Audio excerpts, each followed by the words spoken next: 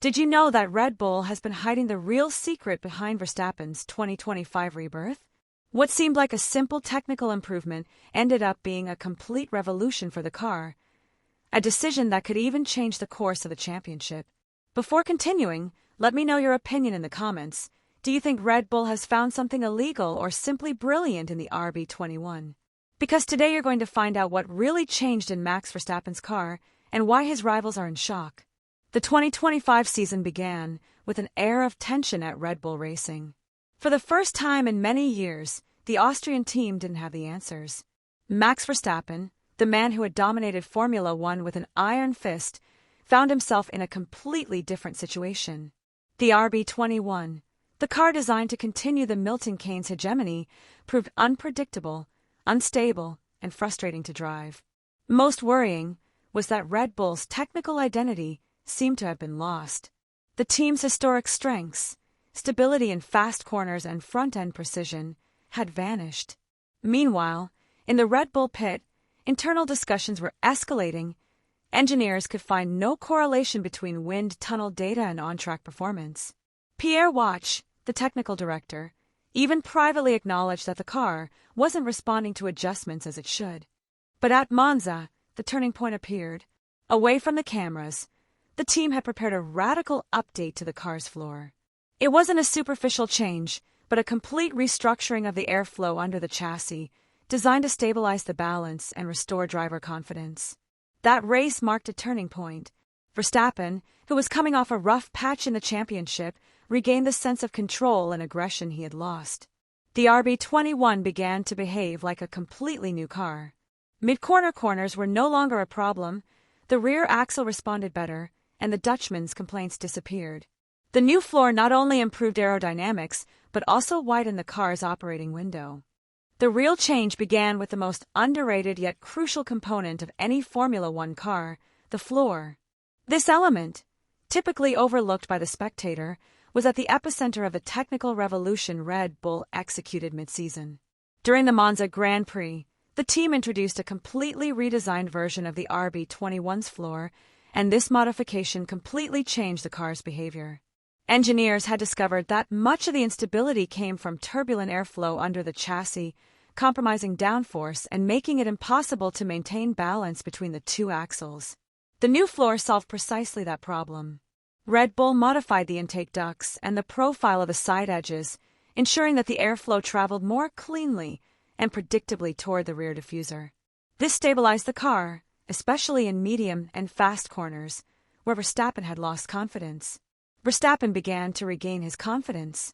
What he previously described as an unpredictable car was transformed into a docile car with a more direct response and a much more stable front end. Aerodynamic balance was once again a strength. The Dutchman could brake later, maintain more corner speed, and exit with traction without damaging the tires. This change restored the identity that Red Bull had lost after the first races of 2025. It was the first sign that the team had found the right path. But the culmination of this transformation came a few weeks later in Singapore. There, Red Bull unveiled another key piece, a completely redesigned front wing. At first glance, it seemed like a minor evolution, but behind its new geometry lay months of work. The engineers had reconfigured the curvature of the flaps and the slot separators, seeking more efficient load distribution at the front without compromising the stability of the flow to the rest of the car. In simple terms, the new wing allowed for more front downforce without making the car nervous. The key was in the balance.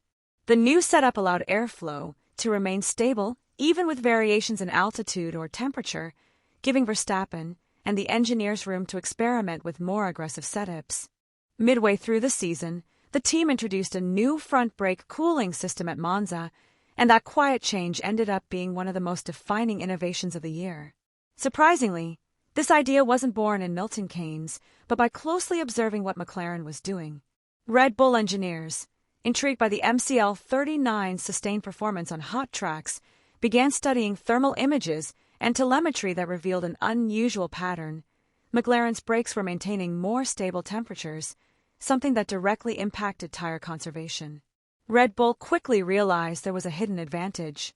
So, they quietly began developing their own version of the system. The result was an advanced cooling technology that incorporated phase-change materials, capable of absorbing excess heat and gradually releasing it to maintain a constant temperature. This advancement not only prevented the brakes from overheating, but also improved tire thermal management. In a season where degradation was one of the most critical factors, this innovation made an immediate difference. Red Bull debuted the new system without public announcement, disguising it as a simple maintenance update. But the results were too obvious to go unnoticed. Verstappen reported a more predictable braking feel, especially in long corners where the front axle previously tended to overload.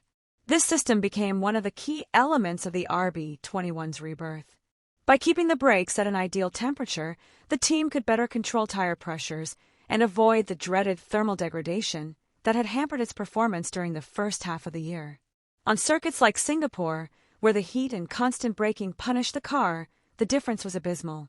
Red Bull team principal Laurent Mekies broke his silence during the Singapore weekend, and his words hinted at the magnitude of the change.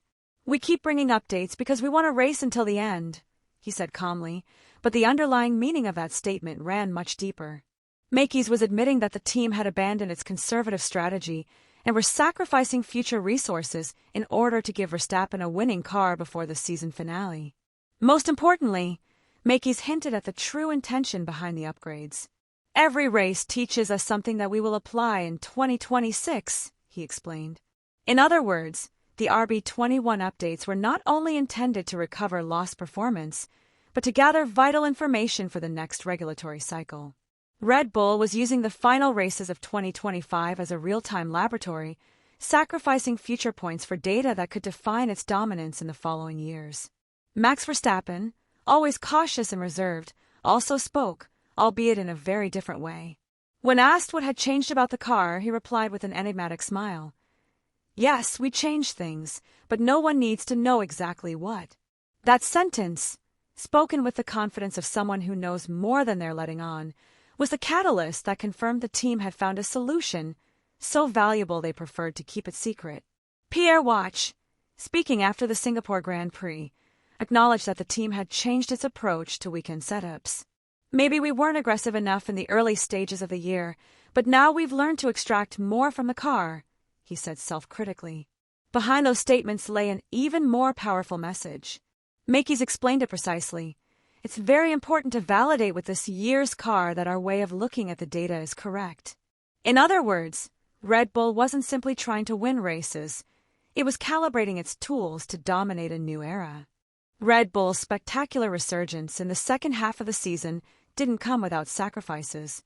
In a sport where every hour in the wind tunnel and every simulation counts, that move was seen as a desperate gamble. Laurent Mekies explained it clearly. "It comes at a cost, without a doubt, for the 2026 project. But we believe it's the right trade-off. That price tag translates not only into time and money, but also into technical know-how. This means their development of the 2026 model could start with a weaker advantage, especially in a context where the regulation change will be radical." But Mekies and Watch knew that losing on-track competitiveness now could be even more costly. In modern Formula One, morale and psychological boosts are just as important as aerodynamics. Keeping Verstappen fighting for wins was vital, not just for points, but to keep the team's competitive spirit alive. The other big risk was the total dependence on Verstappen. Every improvement to the RB21 seemed designed exclusively around his driving style. This strategy, while effective, has a hidden cost. It limits the car's versatility. If conditions change, or if the balance isn't exactly to the Dutchman's liking, performance plummets. In Milton Keynes, the workload has doubled in recent months. Many engineers who should be devoting time to the car of the future are still working on the evolution of the RB21, generating tension and delays in other departments. Even so, management considers it a necessary sacrifice. Mekies himself said, "Every race gives us information that is worth more than any simulation." His philosophy is clear: learn now, win later. But that learning can come at a high price if the team fails to balance the scales in time. There is also the economic factor. With the current budget cap, each additional update means taking funds away from other areas. The new brakes, the improved floor, the Singapore wing, and the extra hours of data correlation don't come without a price.